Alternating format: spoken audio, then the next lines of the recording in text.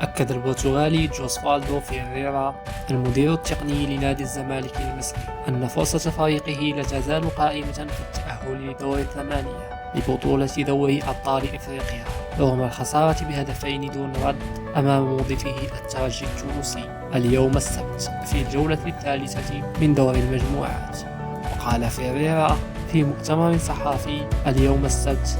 لا يزال أمامنا 6 نقاط والأمل لا يزال موجود بعد أن صادفنا سوء حظ في المرحلة الأولى من دور المجموعات. وأضاف فيريرا: كنا نعلم أن المباراة صعبة وقدمنا شوطا ثانيا جيدا جدا